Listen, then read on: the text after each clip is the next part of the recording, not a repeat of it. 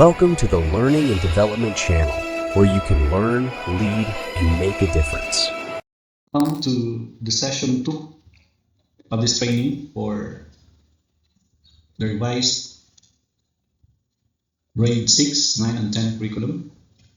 Our session is entitled the K-10 Instructional Design Framework, Foundations of Coherent Science Instruction, an overview of the Instructional Design Framework and the Science Framework.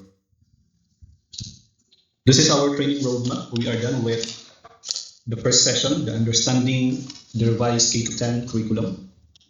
This is the second session, the Kindergarten to Grade 10 Instructional Design Framework.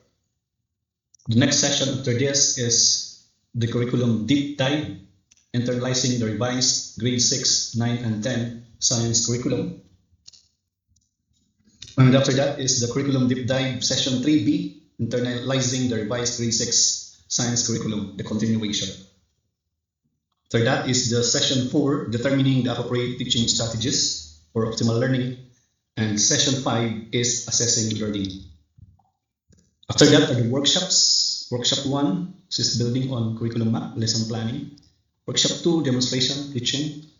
And Workshop 3, workplace application planning. This session was developed by Julien R. Abrea, the Supervising Education Program Specialist of the Bureau of Learning Delivery. So this session covers the professional standards of the Philippine Professional Standards for Teachers, particularly Domain 1, Content, Knowledge, and Pedagogy. Strands 1.2 and 1.5, which is specifically research-based knowledge and principles of teaching and learning, and strand 1.5, strategies for developing critical and creative thinking, as well as other higher order thinking skills. It also includes the Domain 2, learning environment, strands 2.3, management of classroom structure and activities, 2.4, support for learner participation, and 2.5, promotion of purposive learning. Then we have also 4.2, learning outcomes aligned with learning competencies, and 4.1, planning and management of teaching and learning processes. For the school heads, we have teaching standards and pedagogies. For the supervisors, this is under support for instructional leadership.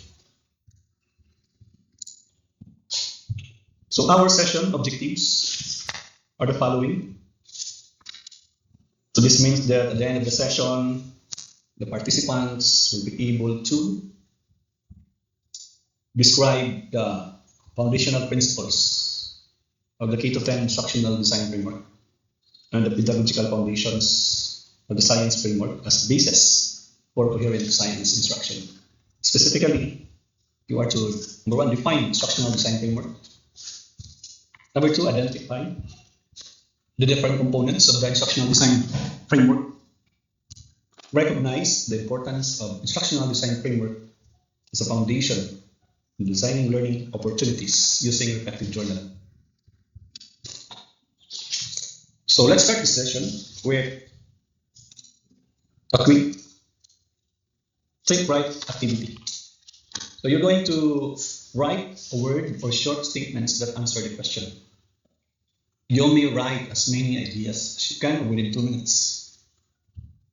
Focus specifically on what learners do, not on teachers' actions.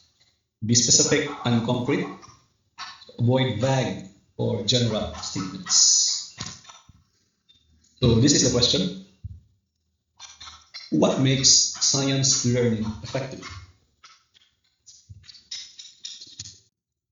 So let's have some sharing from the class. Yes. Your answers are related to these themes: inquiry and reasoning, relevance and connection, evidence and explanation, engagement and collaboration. So your suggestions are the qualities that suggests that instructional design or intentional design and coherence is important. Because of your answers, what makes science learning effective? There's a need for an instructional design framework in order for us to achieve these qualities of effective learning. So you said, what makes science learning effective? You say that it is effective if there is inquiry and reasoning. It is effective if it is relevance to the learners and there's connection. It is effective if there is engagement and collaboration. So the instructional design framework are the structured ways so that we can achieve these qualities of effective learning. We have mentioned about this active investigation. That means science learning is effective when there is active investigation. It involves the learners asking the questions, investigating the phenomena, and gathering evidence. There is conceptual understanding. Learners develop deep understanding of the scientific ideas, not to memorize facts or procedures. But we're not saying that learners need not to memorize, because memorization is part of the learning process. When we do the bottom of the Bloom's taxonomy of the recall, we can recall through memorization. But that does not only mean that the learners memorize or recall. There should be a conceptual understanding. And there is connection to real life. Effective learning happens if the concepts are linked to real world situations and everyday experiences. Effective learning, science learning, is effective if the learners discuss the ideas, explain their thinking, and refine their understanding through interaction. So these qualities of effective learning is structured in the instructional design framework. So there is a need for a shared framework so that during the delivery of the science curriculum, all teachers should be guided in the ways that we can achieve effective learning in science. That's why we have this instructional design framework. Let us learn about the instructional design framework by watching and listening carefully to an explainer video. While we are watching, you are to jot down the key ideas in your activity sheets. You will be given activity sheets by every one of you. Will have it. Focus on the IDFA descriptions, the IDF main components, and after viewing, review your notes and identify your top 2 key insights or takeaways on how IDF may be applied to your work. Okay, so this video explainer was developed by Julvin R. Abrea. So Julvin R. Abrea is the Supervising Education Program Specialist for Science at the Bureau of Learning Delivery, the Fed Central Office. He earned his BS in Physics for Teachers, cum laude, at Philippine Normal University, pursued graduate studies in a Master of Arts in Science Education with specialization in physics at the same university, and later pursued the earned Master of Arts in Education major in Science, as this area is more aligned with his current role as an education specialist, covering all science specializations. He was a DOST scholar and received international trainings in Malaysia, Singapore, Thailand, and Canada. He has served as focal persons for several national programs, including the Science Process Skills Enhancement Primos, David teaches learning sessions for PISA, Science Cross Specialization, and Classroom-Based Assessment reforms. He is also a chief trainer, the NAIAP core trainer, and a member of various national technical working committees. He has contributed to the development of the revised Science 3 to 10 curriculum and DepEd STEAM framework. Mr. Abrea previously worked as a public high school science teacher in Valenzuela City and a part-time college lecturer to several private colleges. He has authored college science books and edited science textbooks for basic education. He passed the Career Executive Service Written Examination and was awarded Outstanding Employee at the Bureau of Learning Delivery in 2020.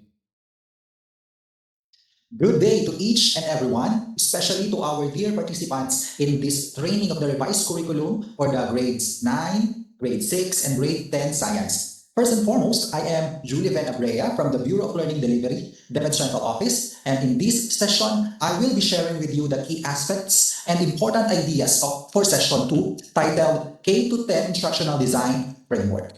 And as we contextualize this in science learning area, we also provide an overview of the pedagogical aspects of science education framework, and we will explore how these two frameworks work hand in hand. So this explainer video is divided into three parts. The first part provides a general overview of the IDF, its definition, key characteristics, and main components. The second part focuses on the essential elements of the IDF, including the instructional principles, the aspects, and the learning events.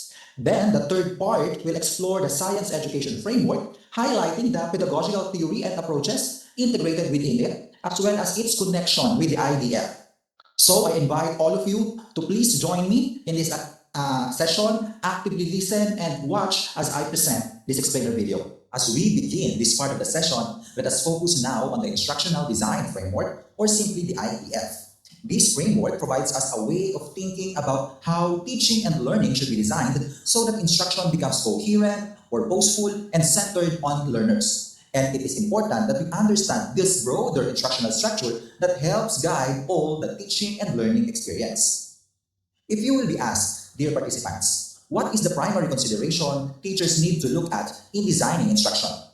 Again, what do you think is the primary consideration that teachers need to look at in designing instruction? This is an important question because in many classrooms, we often begin with activities, materials, or content coverage. But effective instruction begins with something deeper than simply choosing what to do in class. It begins with intentional design, with thinking carefully how learning experiences are planned so that they are aligned with the intended outcomes and responsive to our learners' needs. And this is where the instructional design framework becomes important. The instructional design framework helps us see that effective teaching is not accidental. Again, teaching is not accidental, and effective teaching happens when instruction is designed thoughtfully and coherently. As we look on the screen, we can see there the fuller picture of what IDF really represents. Let us begin with the definition on the right side of the slide.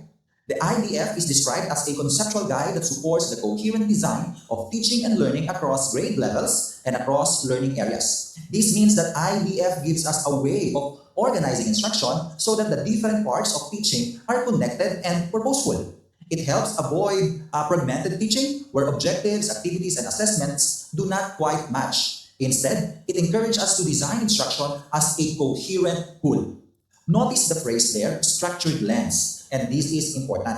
The IDF does not function as a fixed script or a one-size-fits-all lesson format. Rather, it gives us a lens through which we can examine whether our instruction is well designed. Now look at the visual on the left side of the slide. This diagram helps us understand the major component of the framework and how they work together. At the center of the diagram is the learner. Around the learner, we see there the four aspects of instructional design: connection, context, collaboration, and creativity. We also see there the four essential learning events: engage, explore, experience, and empathize. And beyond these are the four instructional principles: innovative, integrative, inclusive, and ideational. And finally, at the outer arrows, you can see there the relationship among curriculum, teaching, and assessment. This slide highlights the very practical point that instructional design framework comprehensively guides teacher in lesson planning. So therefore, it provides a structured way of thinking about what learners need to learn, how they will experience the learning, and how we gather the evidence of learning. The word comprehensive is important because teaching involves many interconnected decisions. And without a guiding framework, lesson planning can be fragmented. And the IDF brings these elements together by keeping the learner at the center and aligning the principles, aspects, learning events, as well as the curriculum, teaching, and assessment. And moving on, IDF also adheres to basic educational policies. This is important because IDF is not a standalone or isolated framework. It is aligned with the broader directions, principles, and policy foundations of basic education. It helps our teachers see how these policy directions can be reflected not only in planning documents, but also in actual teaching and learning experiences. So these slides presents the legal basis that supports the IDF. This includes the Republic Act number 10533 or the Enhanced Basic Education Act of 2013, DepEd Order number 42, Series of 2016, the Policy Guidelines on Daily Lesson Preparations. The DepEd Order number 8 of 2015, or the Policy Guidelines on Classroom Assessment. The DepEd Order number 21, Series of 2019, the Policy Guidelines on the K-12 Basic Education Program. And DepEd Order number 10, Series of 2024, or the Policy Guidelines on the implementation of the revised K-10 curriculum. And in this sense, the IDF is not only intentionally useful, but also firmly grounded in existing basic education policies. And even some of these policies are being reviewed and maybe replaced or repealed in one of these days. IDF still adhere to these policies. Instructional design framework also illustrates a systematic framework in designing instruction. The word systematic is very important because effective structure is not designed randomly, but based on available activities. It is planned in a deliberate, organized, and coherent way where the different elements of teaching and learning are being considered in relation to one another. IDF also helps us recognize the critical components of successful teaching and learning process. Successful instruction does not depend on only one factor, such as, let's say, good activity, clear explanation, or an assessment at the end. Rather, it depends on how the essential elements of teaching and learning are brought together in a coherent and purposeful way. IDF also provides teachers with a fundamental yet descriptive approach in designing learning opportunities. The word fundamental there tells us that framework identifies the essential elements that should be considered in instructional design. And at the same time, the word there, descriptive, reminds us that IDF does not prescribe one fixed lesson format or one required teaching sequence for all classrooms. So IDF helps teachers design meaningful, learner-centered, and coherent experiences while remaining flexible to learners' needs and nature of the subject. Also, instructional design framework helps ensure that teaching and learning process becomes effective and meaningful. And how do we know if instruction is effective and meaningful? Instruction becomes effective when learning goals, teaching experiences, and assessments are aligned. It becomes meaningful when learners are actively engaged, able to connect ideas to the real context, and given opportunities to construct understanding. And in summary, IDF provides a structured way to design instruction that is coherent, learner-centered, and aligned with standards. It applies across grade levels from kinder to grade 10 and across learning areas from, let's say, English, science, math, Alvin Panlipunan, Filipino, TLM, even MAPE. And it keeps learners at the center and ensures the alignment of curriculum, teaching, and assessment. Also, IDF promotes flexibility, creativity, and collaboration by allowing our teachers to adapt instruction while maintaining coherence. So it balances the professional flexibility with consistent, coherent, and structured lesson design. We have looked at the IDF as a whole, its purpose, policy grounding, and value in lesson design. We can now move to its specific components. And at this point, it is important that not only to recognize the framework as a general guide, but also to understand the elements that make it work in actual instructional planning. And we will now try to unpack the IDF more closely by looking at its key components. So at the heart, at the center of instructional design framework is the learner. So this reminds us that instructional design should not only begin with the content, with the standards, or with the activities, but with the learners themselves. When we say learners themselves, their needs, prior knowledge, interests, contexts, and ways of learning. And placing the learner at the center means designing meaningful, active, and purposeful learning experiences. And this is the foundation of IDF and why all its elements revolve around the learner. A key idea shown here in this slide is that IDF reflects constructive alignment through the close relationship among curriculum, teaching, and assessment. So in the IDF diagram on the left, these three are presented as interconnected parts of one instructional process. So on the right, the triangle that make the here helps to make the relationship of curriculum, teaching, and assessment more explicit. So curriculum clarifies what learners are expected to do or to know. Teaching provides the experiences that help them get there. And of course, assessment gathers the evidence of whether learning has actually taken place. And this is why the curriculum, teaching, assessment triangle is often referred to as the magic triangle of learning. Its strength lies in alignment. If curriculum expects learner to explain, investigate, or apply, teaching must provide those opportunities, and therefore assessment must measure them. So this is now when aligned, instruction becomes more coherent and meaningful. Then within the curriculum, teaching, assessment triangle, curriculum first, it serves as the foundational blueprint of education. It provides the starting point for the instructional design by defining the intended standards and competencies. It guides our learners what should they know and be able to do, and ensuring instruction is anchored on these expectations. Also, within the curriculum teaching assessment triangle, teaching now refers to the delivery of instruction. So teaching translates curriculum into classroom experiences, bridging intended learning and actual learner experience through purposeful strategies and support that enable meaningful engagement. And finally, within this again, curriculum teaching assessment triangle, assessment now serves as the means of gathering evidence of learning. So it determines whether the learners have achieved the intended competencies using various tools, such as tasks, observations, and discussions, to understand what they have known or understood, what they can do, and how they think. Also, assessment in IDF is anchored in Debit Order Number 8 Series of 2015, which emphasizes the use of both formative and summative assessment to monitor the learner's progress and guide as well instruction.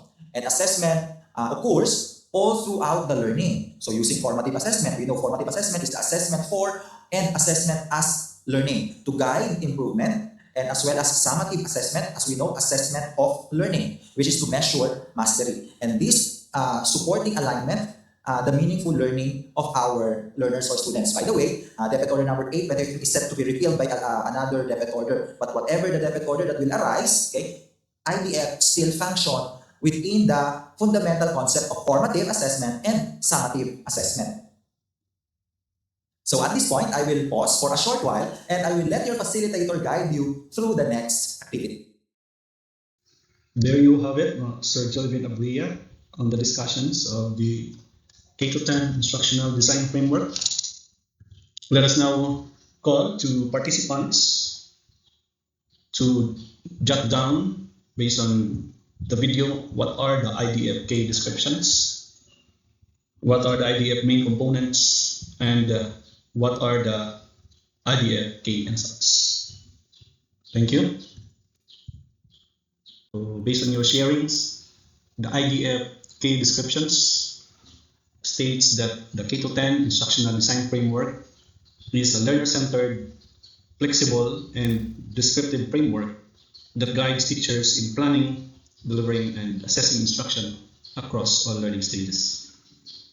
It emphasizes learning over teaching procedures and supports constructivist, anchor-based, integrative, collaborative, and inclusive pedagogies aligned with RA 10533 and the Matatag curriculum, which is now the revised K-10 curriculum. The IDF serves as a guide rather than a prescription, allowing teachers to innovate while ensuring consistency. So the main components of the instructional design framework. First is the curriculum. It serves as the foundational blueprint for education. Then we have teaching. This is the delivery of instructions. Then we have assessment. This serves as a vital tool for evaluating the mastery of expected competencies and developing skills aligned learning competencies and learning standards. Then we have the 4 instructional principles: inclusive, ideational, integrative, innovative. We have the key aspects of the instructional design framework: context, connection, collaboration, creativity. Then the essential facets of learning: engage, explore, experience, empathize. Then we have assessment, feedback, and reflection as integral parts of the learning process. So the key insights on the IDF. Number 1, the IDF allows science teachers to design lessons that are contextualized, inquiry-driven, learner-centered, ensuring scientific concepts are connected to real-world situations and learner experience.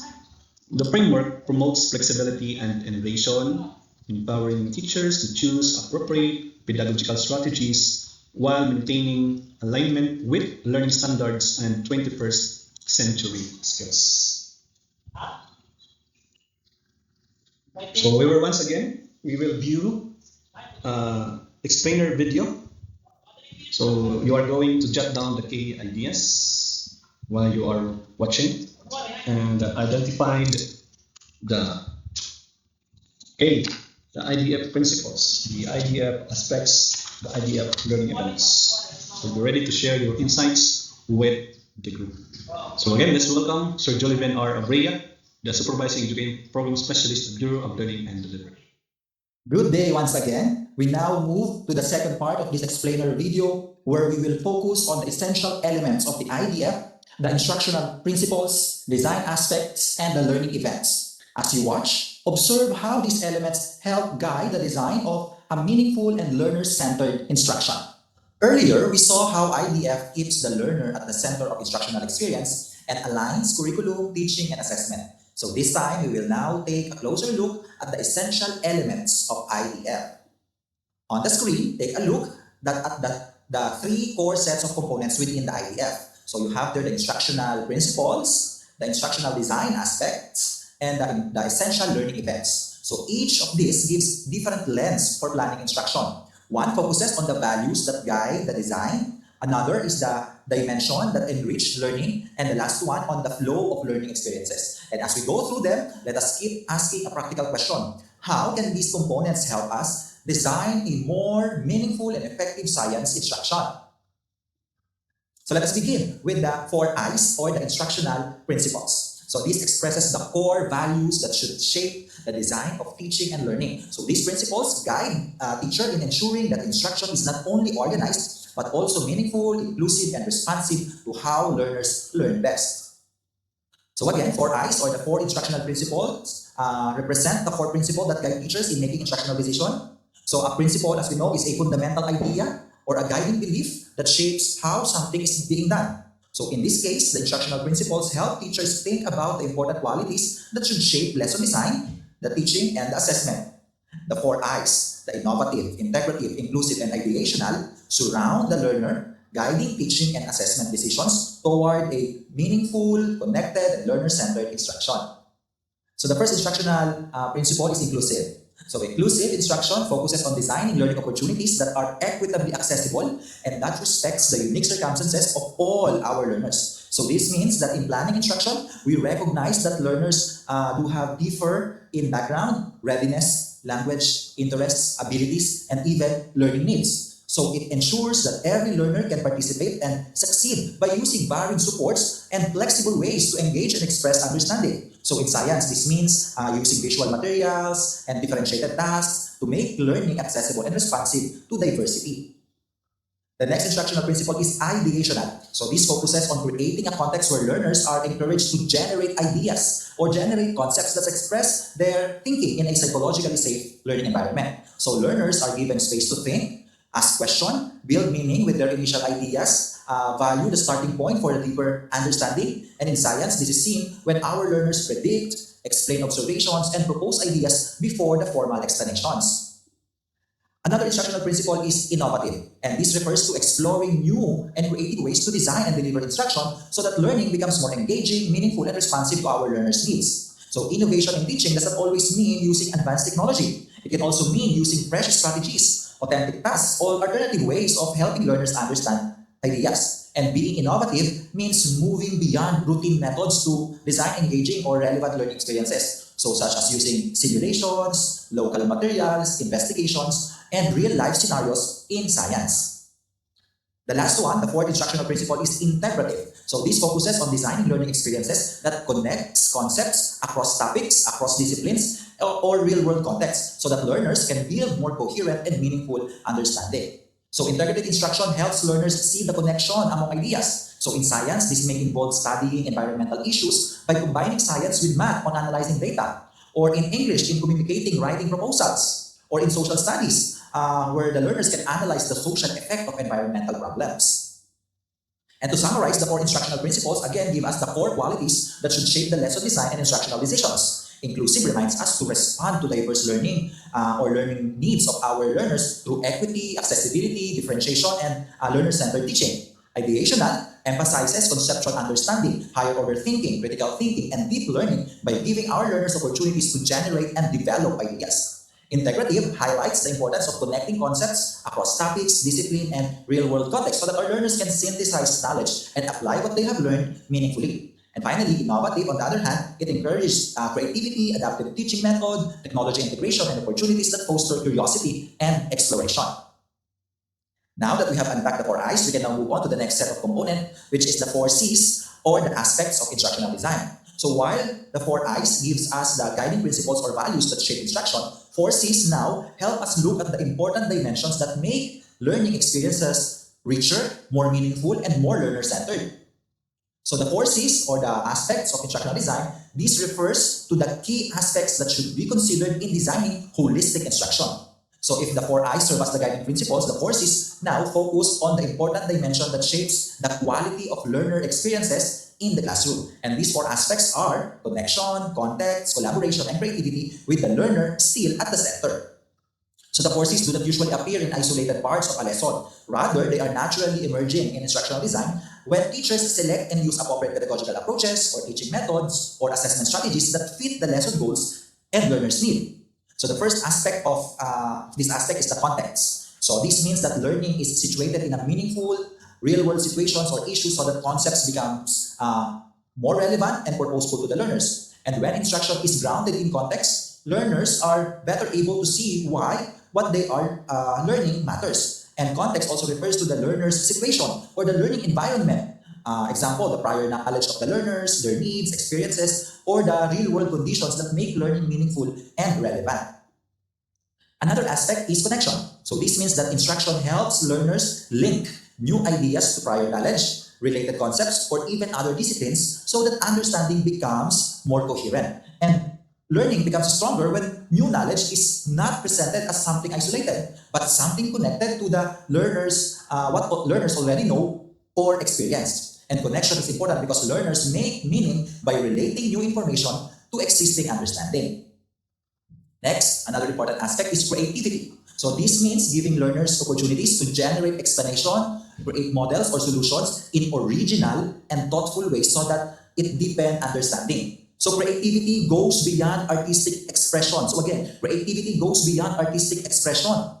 So it includes flexible thinking and problem solving as learners organize ideas, make decisions, and express understanding meaningfully.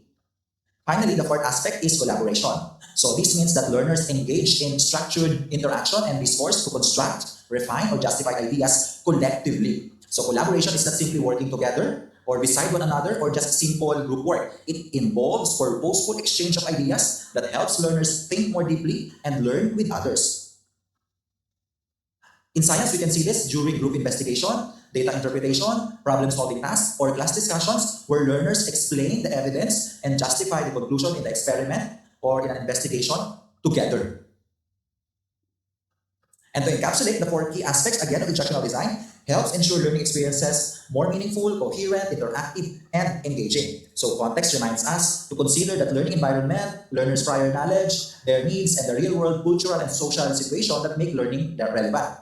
Connection focuses on the linking concepts to practical applications, integrating ideas across lessons or disciplines, and bridging theory and practice. Collaboration emphasizes interaction among learners through peer learning, group work, cooperative problem solving, social learning experiences. And lastly, creativity highlights the need to design engaging activities, use innovative teaching methods, encourage original thinking, and foster curiosity. And taken together, these 4 aspects will help teachers design instruction that is more holistic, learner-centered, and responsive to how learners make meaning.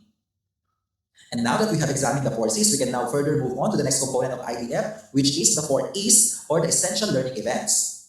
So if the 4 C's describe the important aspects that enrich instruction, 4 E's now help us look at the flow of learning experiences that guides learners through the lesson. So as we go through these 4 E's, let us think about how each event supports learner engagement, understanding, and application.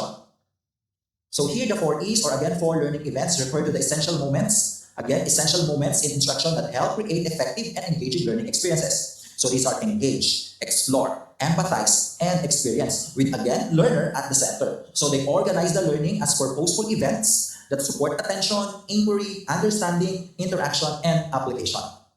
So an important point to remember is that 4 E's do not always happen in fixed or one-way sequence. Again, it does not always happen in a fixed one-way sequence. So these learning events may occur at different points in the lesson depending on the purpose of instruction, the needs of the learners, and the nature of the content being taught. So lesson flow is not strictly linear. Teachers can flexibly use each event as needed, focusing on their meaningful use to support learning.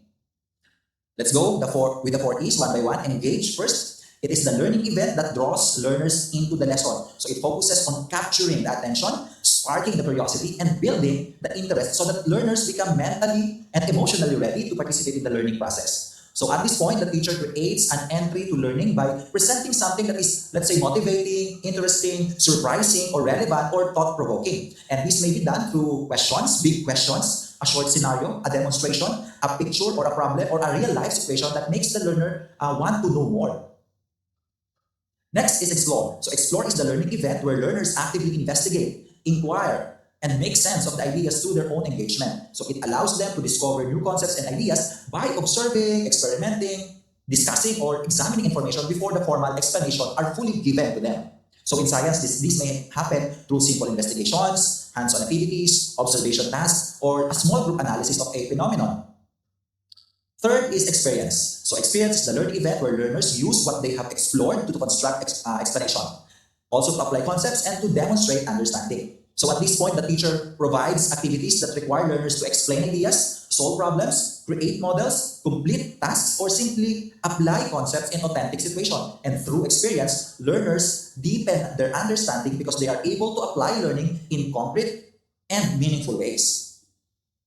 Finally, empathize is the learning event that helps learners see why lesson matters beyond the classroom. Again, it enables our learners see why the lesson matters beyond the classroom. It enables them to connect what they are learning to human feelings and emotions, human experiences, community concerns, and even environmental realities, making learning more personal, relevant, and meaningful. So in science class, empathize may happen when the learners relate a concept to personal and community health, safety, environmental protection, or personal or community problems or issues, or even everyday life situations.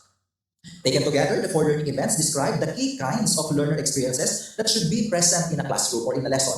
So engage sparks the attention and interest. Explore allows learners to investigate and discover. Experience gives them the opportunity to apply and demonstrate understanding. And empathize helps them connect learning to human, social, and environmental realities. So these four are not meant to be fixed sequence, but they appear at a different point or at different points in the lesson depending on the objective, content, and needs of the learners. It is also important to clarify that these 4 E's in the instructional design framework are different. They are different from the 5 E's or 7 E's used in the science inquiry-based lesson models. So the 4 E's here are broader learning events or facets that can guide lesson design across the learning areas, while the 5E or 7E models are specific inquiry-based teaching sequence used in science. So as we wrap up the instructional design framework, this reminds us that effective teaching does not happen by chance. It is guided by a clear, coherent design that aligns the curriculum, instruction, and assessment across grade levels and across learning areas, always with the learner at the center. And more than a diagram, the IDF guides the intentional decision-making on what, how, and how to assess learning, ensuring they are aligned, meaningful, and purposeful experiences are provided for all our learners. So again, at this point, I will pause for a short while and I will let your facilitator guide you through the next activity.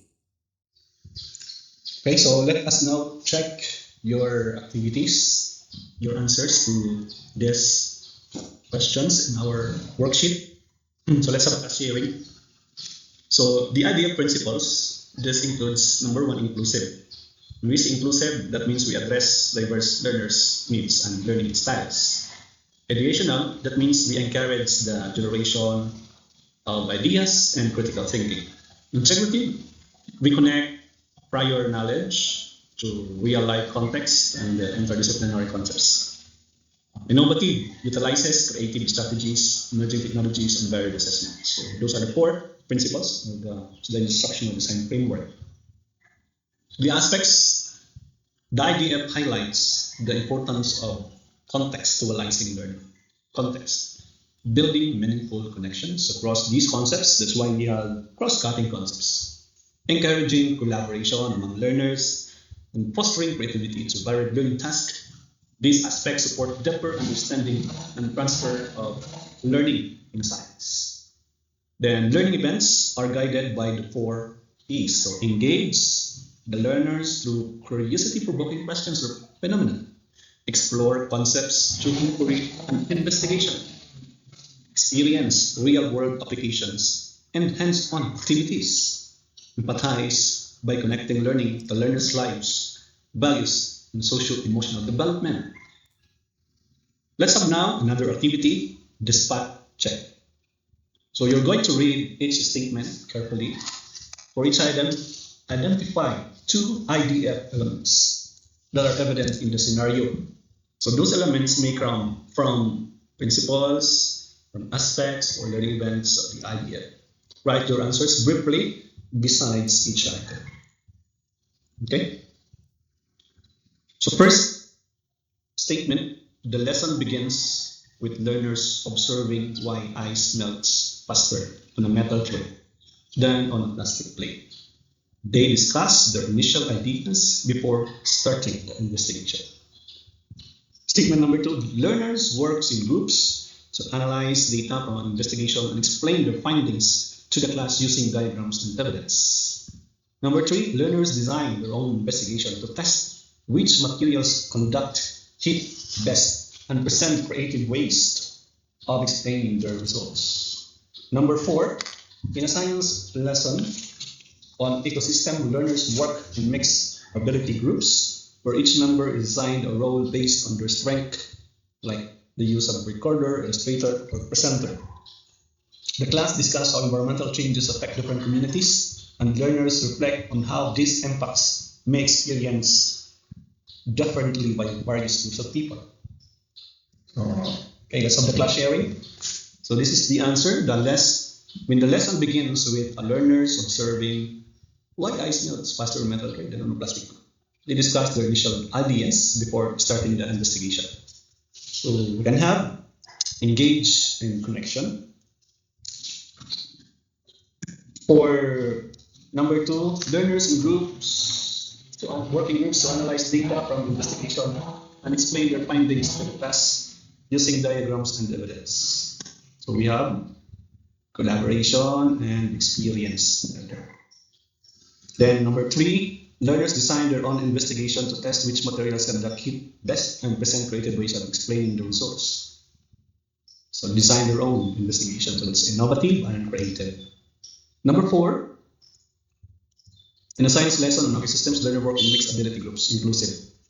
The class discusses how different environmental changes affect that is empathized. Okay, so now we will have another viewing activity. So before watching, you're going to take important notes and ideas and update or revise your answers based on what you have learned. Okay, so these are the guide questions. Guide questions: what pedagogical theories do you think guide effective science teaching and learning? What pedagogical approaches are commonly used in teaching science? And how does the idea connect with or support the science education framework?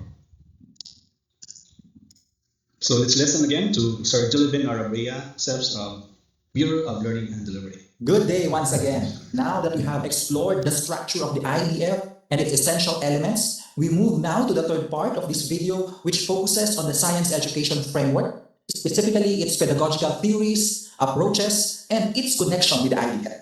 So as you watch, think about how this can guide your science teaching practice, and specifically in teaching science in grade 6, or in grade 9, or in grade 10. We move from the general framework of instruction to the science education framework, which helps our teachers understand the specific principles, approaches, and ways of thinking that should shape effective science teaching and learning.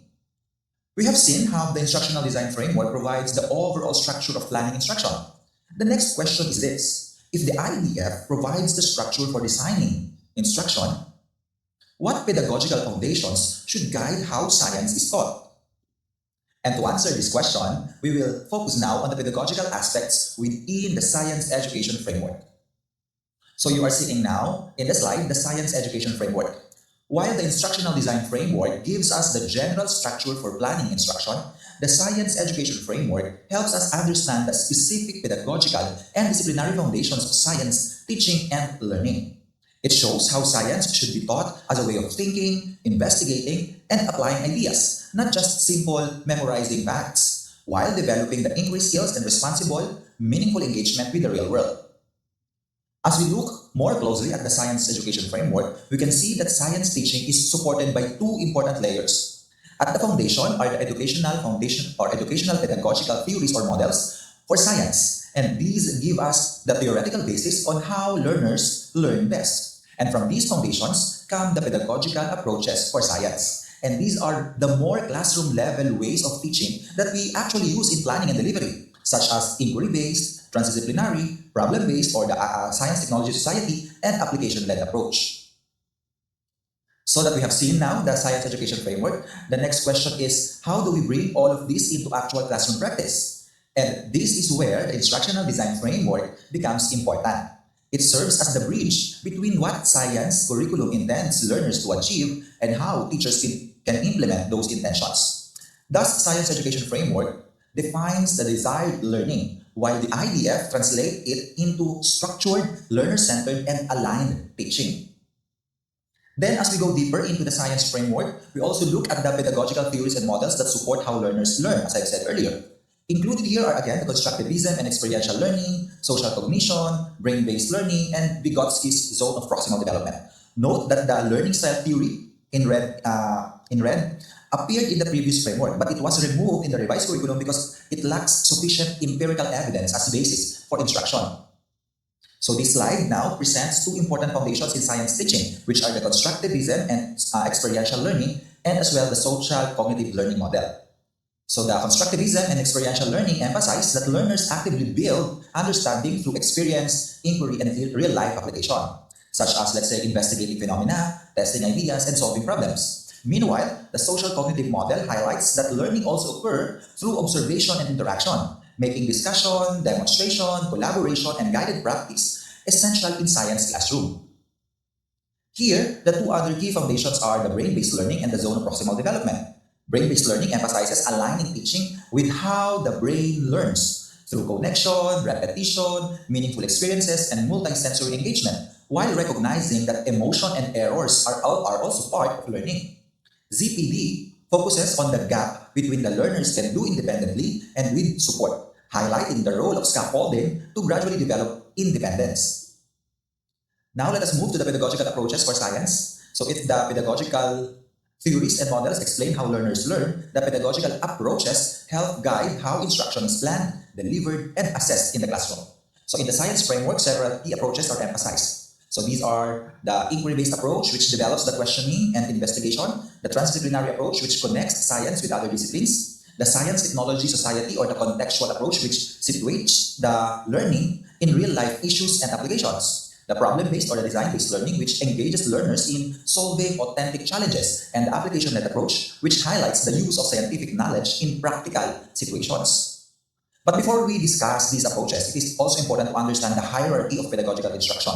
So here, theory explains how learning happens. Then approach provides the overall direction. Method gives the structured way of implementing it. And strategy refers to the specific classroom techniques. So in short, theory guides understanding, approach sets the direction, method organizes implementation, and strategy defines what teachers actually do in the classroom. Now let us take a look more closely at the first three important pedagogical approaches in science teaching: the inquiry-based approach, transdisciplinary approach, and the science technology society approach. So let's have first the inquiry-based approach, and this approach views learning science as a process of asking questions, investigating, gathering evidence, and forming explanation. So instead of simply giving answers, the teacher creates opportunities for learners to explore concepts actively. And this is why inquiry-based teaching often involves guided investigations, hands-on experiments, and problem-solving tasks. So for example, in a lesson on plant growth, so the teacher may ask, do plants grow better in sunlight or in shade? So rather than give immediately the answer, the learners set up simple investigations, observe some changes for several days, record their data, and draw conclusions based on the evidence. And the goal is not only to learn scientific facts, but also to develop scientific thinking and habits of inquiry. Second is the transdisciplinary approach, and this approach goes beyond teaching concepts in isolation by integrating science with other disciplines and real-life concerns. And also, it also helps learners see that many issues in real world do not belong to just one subject area. So for example, a lesson in waste management, that we may combine science concepts on biodegradability, then mathematics in organizing survey, then also we have language in writing persuasive campaign slogans, and then araling panlipunan in discussing community responsibility. And through this approach, learners develop a more holistic understanding and learn to work across ideas and contexts. Third is the science technology society approach, and this approach highlights the relationship between the science, technology, and the society. It helps our learners examine how scientific knowledge and technological advancements affect people's lives, communities, and the environment. It also encourages our learners to think about the social relevance of science, including, let's say, ethical issues, responsible use of technology, and decision making in real world situations. So, for instance, a lesson in plastic pollution. So, the learner may examine how plastic products make our daily life convenient, but also how improper disposal harms the ecosystem and our communities. So, they may discuss the possible solution, such as reducing single use of plastics, improving the waste segregation, or supporting community recycling efforts. And in this way, science becomes more meaningful because the learners see its direct connection to society. Next, the last two approaches in teaching science is the problem-based or the design-based learning, and as well as the application-led approach. So in the problem-based or the design-based approach, it starts usually with a real-world problem or a challenge or a design task that learners need to investigate and respond to. So in problem-based learning, learners analyze authentic situations, ask questions, gather information, and propose solution. The emphasis is always on the output or the result of solving the problem. That is, identifying a sound and evidence-based solution to a given issue. In design-based learning, which is closely linked to design thinking, learners go through a step further by creating, testing, and improving a product or model or a solution. So here, the focus is not only on the final solution, but on the process that learners go through. So let's say understanding the problem, generating ideas, prototyping, testing, revising, and improving. So for example, assign in class on heat and insulation. So learners may be challenged to design a container that keeps water warm for the longest time. So in problem-based version, the learners may study the problem and recommend the best insulating material. In the design-based version, they actually build a prototype, test it, revise it, and improve the design based on evidence. And in both cases, learners apply scientific concepts, work collaboratively, and engage in meaningful problem solving. Then the last approach is the application-led approach. And this approach begins with the idea that science is best understood when the learners see how it is being used in real-life situations. So instead of stopping at the concepts and theories, this approach emphasizes the practical application. So the learners use what they know in meaningful contexts, connect classroom learning with everyday life, and develop skills that may prepare them for the future studies. So for example, lesson on mixtures and solutions. So learners may apply their understanding by preparing an oral rehydration solution, explaining why the correct amount of, let's say, water, salt, and sugar matters, and connecting these to health practices at home. So in short, application-led approach helps bridge theory and practice. So to further compare these approaches, let us take a look on the different actual science teaching, especially on how a lesson typically begins. So in an inquiry-based approach, the lesson starts with a guiding question or a big question or a phenomenon, such as asking why two plants grow differently under different conditions, prompting investigation and discovery. In a problem-based approach, it begins with a real-world problem, like let's say clogged canals causing flooding, so the learners analyze the cause and propose solutions. In transdisciplinary approach, the lesson starts with a broad theme or essential question, such as let's say protecting water sources, integrating the ideas across the subjects. In an application-led approach, it begins with that task or product, like designing a water filter, where let's say learners apply concepts from the start. In STS approach, the lesson starts with a real-world issue, such as choosing between coal or renewable energy, and linking science with social and ethical considerations. And while all these support science learning, they differ in their entry point, let's say question, problem, theme, or task, or issue, depending on the lesson objective and intended learning experience. So again, while these all support science learning, they can vary, they differ, depending on the lesson objective and intended learning experience. Now to synthesize, this slide shows the relationship between the IDF and the science framework. So on one hand, the IDF provides the design structure. It helps the alignment of curriculum, teaching, and assessment, and it gives the principles, the aspects, and learning events that make the teaching and learning coherent and intentional. So in short, it helps us organize the lesson well. On the other hand, you have there the science education framework, which provides the pedagogical grounding. It reminds that science teaching should be rooted in how learners learn science best. So through inquiry, reasoning, application, and meaningful engagement with real-world contexts. It also ensures that our teaching reflects the true nature of science as a discipline. So when we bring these two together, we achieve coherent science instruction. When IDF and the science education framework work together, science instruction becomes more purposeful, connected, and of course, learner-centered. Now, as I end this explainer video, I would like to leave you with a challenge.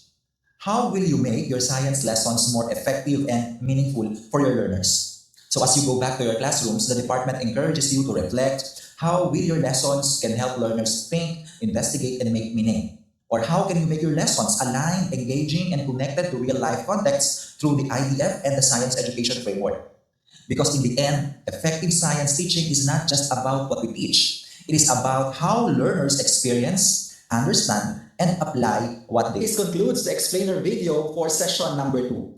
Thank you very much. Maraming salamat po sa inyong aktibong pakikinig at pakikilahok sa sesyong ito. Nawa ang mga insights at reflections na inyong nakuha ay magamit ninyo hindi lamang sa mga susunod pa na mga sessions ng training na ito, but also be useful and applicable as you design your science lessons in the classroom.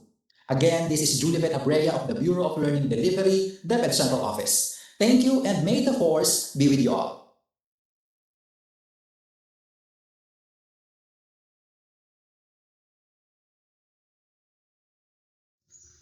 Okay, so let us answer the guide questions. Number 1, what pedagogical theories do you think guide effective science teaching and learning?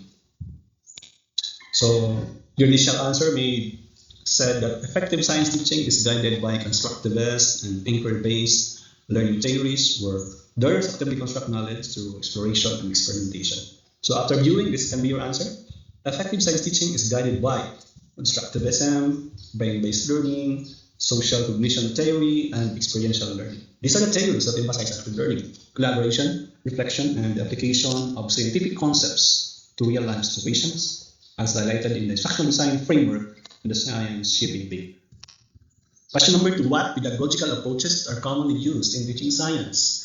So maybe you have answered before viewing the video that inquiry-based and hands-on approaches are commonly used in science teaching. And after viewing, you have included that the common pedagogical approaches in science includes not only inquiry-based, but we have problem-based learning, science technology society approach, interdisciplinary learning, differentiated instruction, and experiential learning, all of which are explicitly reflected in the revised K-10 curriculum and the IDF. Question number 3, how does the IDF connect with or support the science education framework? So the IDF supports science teaching by organizing lessons and activities. And after viewing, this may be your answer. The IDF supports the science education framework by providing a coherent structure for designing inquiry-driven, contextualized, learner-centered science instruction.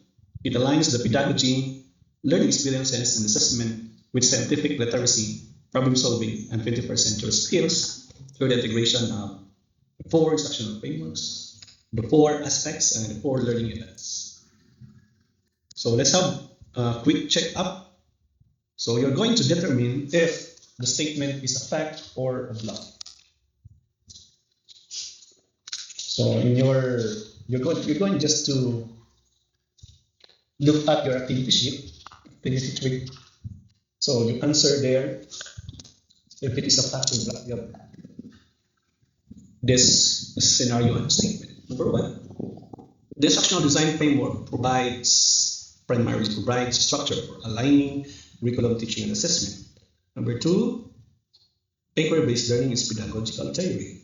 Number 3, the science framework focuses on how science should be taught, grounded in learning theories and approaches.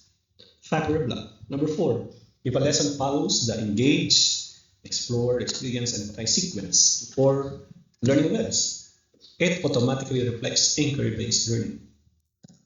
Number 5, Vygotsky zone of proximal development supports scaffolded science investigations. Number 6, the science technology society approach connects scientific concepts to societal issues and developments. Number 7, the 4 instructional principles, inclusive, educational, integrative, innovative, are pedagogical approaches in science framework. And lastly, number 8, in science instruction, lessons should always begin with real-world phenomenon before introducing any concepts, any scientific concepts. It's not fact or bluff. So number 1, the instructional design framework primarily provides a structure for aligning curriculum, teaching, and assessment is a fact. So the IDF ensures coherence and alignment through the structural components such as the magic triangle. You have the curriculum, the teaching, and the assessment, as well as the learning events. Number two, inquiry-based learning is pedagogical trait. It's a block.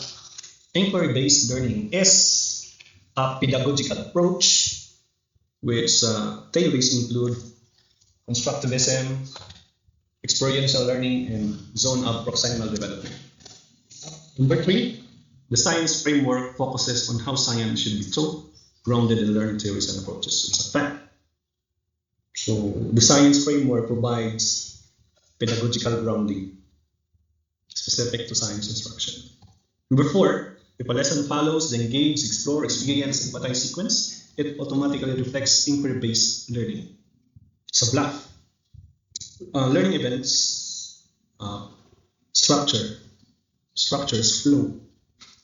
The learning events structures flow. However, inquiry depends on how the learner investigates and reasons. So it depends on the learner how they investigate. Though we have four types of inquiry. We have confirmation inquiry, structured inquiry, guided inquiry, and open-ended inquiry. But depends on the learner how he investigate and the reason of that investigation. Number five, because each zone of proximal development supports scaffolding science investigation. So it's a fact. The zone of proximal development emphasizes guided support as learners move toward independent scientific learning. So at first there is guidance, and later on there is lesser guidance. There is a support during the conduct of the investigations. However, dahan-dahan tinatanggal yung support as the activity progresses so that the learners will be able to conduct investigations. The Science Technology Society approach connects scientific concepts to societal issues and technological developments. So it's a fact also. You know that the STS emphasized the interaction. So there's an interaction between science, technology, and society. Then number seven, the four instructional principles, inclusive, additional, integrative, innovative, are pedagogical approaches in science framework. Is a plan. These principles belong to the idea, guide, instruction, design, belong to idea, but they are not approaches in the science framework. They are principles. Number eight, in science instruction, learners or lessons should always begin with real-world phenomenon before introducing any scientific concept. That's a block. The science framework emphasizes anchoring learning in meaningful context and real-world issues, but it does not describe that all lessons must begin with phenomena. So this is the scoring guide. You have 7 to 8 points. You have strong understanding of the IDF and science framework. 5 to 6, you have satisfactory understanding. 3 to 4, developing understanding, and 0 to 2, need support. So let us deepen our understanding of the instructional design framework and the science framework by answering this case analysis. So you're going to divide it into small groups with the 4 to 5 members. You will be assigned the scenarios and identify the following: the pedagogical approach, the added principles, the aspects present, and the learning events presented. So you must base your answers on evidence from the scenario. You're ready to share your key findings with the group. So this is the template in your worksheets. You have a scenario, the approach, the idea, principles, the aspects, and the learning events. You just need to fill it up. So these are the scenario for group number 1.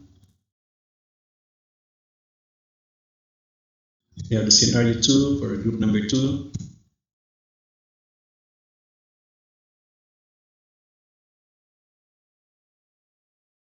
And scenario 3 for group number 3. So you're going to identify the pedagogical approaches, principles, aspects, and the learning. Then we'll have a short presentation about those. Okay, so let's have the scenario number 1. Scenario number 1, Science class begins a lesson by observing that metal objects left under the sun become hot faster than plastics. Learners are asked to explain why this happens.